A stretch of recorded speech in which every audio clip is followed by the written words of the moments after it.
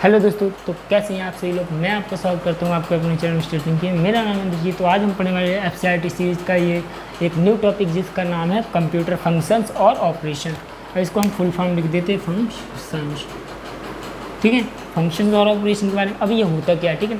तो सीधी सीधी भाषा में जानते हैं कि कंप्यूटर में जो हमारे फंक्शन यानी कि जो जैसे कि हमने जो कंप्यूटर हमारे होते हैं उसमें हम प्रोग्रामिंग के जरिए बहुत सारे काम करा सकते हैं। जैसे कि हम उसमें जो होते हैं ऑपरेशन फंक्शन में हम जैसे कि प्रोग्राम जब करते हैं तो इसमें हम अर्थमेटिकल और लॉजिकल दोनों तरह के काम करा सकते हैं। अर्थमेटिकल का मतलब जो भी प्लस माइनस जोड़ घटाना वो अर्थमेटिकल हो गया, ठीक है।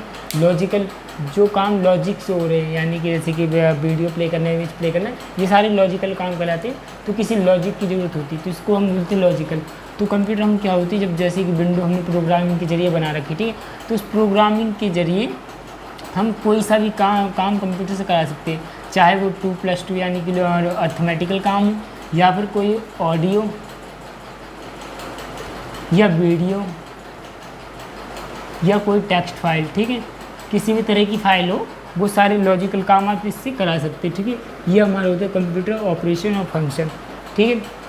तो अब इसमें जानते हैं कि इसमें जो हमारा क्या होती है, जो भी हमारा डेटा होता है इसमें अब बहुत सारी चीज़ होती है कि हमारे जो हम काम कराते हैं तो उसको स्टोरेज कराने की जरूरत पड़ती है। इनपुट कराते हैं तो वो डेटा लेता है, ठीक है। स्टोरेज भी होता है, फिर उसके बाद हमें कुछ आंसर मिलता है और उसके बाद हम कुछ काम इस पर कर सकते हैं, ठीक है। तो सबसे पहले हम काम क्या करते हैं कि जो हमारा डेटा होता है पहले तो हम इसमें इनपुट कराते हैं, ठीक है। तो हमारे पास एक कीबोर्ड होता है, ठीक है, इनपुट कराने के लिए। सॉरी, यहाँ पर तो हमारे पास एक कीबोर्ड होता है, इनपुट कराया हमने कीबोर्ड के जरिए, ठीक है। ये हमारा कीबोर्ड, हमने इससे कुछ भी टेक्स्ट या कुछ फाइल है वो हमने कंप्यूटर अपने इनपुट करा दी, ठीक है।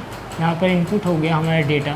अब वो डेटा क्या होगा, अगर वो मैथमेटिकली होगा या कैलकुलेशन वाला होगा तो सबसे पहले तो वो इनपुट होगा और उसमें पहले क्या होगा वो स्टोर होगा, यानी कि 2+2 पहले तो वो स्टोर करेगा।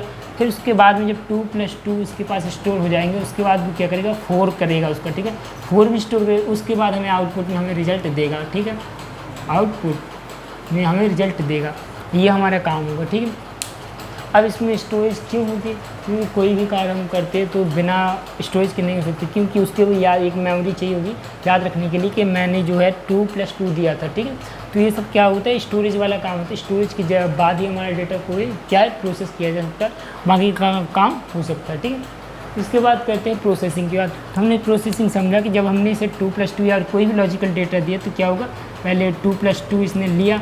अब ये इस डेटा को पहले प्रोसेस करेगा, 2 यानी कि बीच में प्लस का निशान है तो प्लस करना, माइनस हो तो माइनस करेगा और उसके बाद जो फाइनल आंसर है वो हमें आउटपुट में देगा प्रोसेस करने के बाद, ठीक है। अब यहाँ पर आप इक्वल टू को एक प्रोसेस का निशान ही मान सकते हैं कि ये जो डेटा है वो हमारा प्रोसेस हुआ, उसके बाद हमारा जो आंसर आया है, ठीक है, रिटर्न किया है।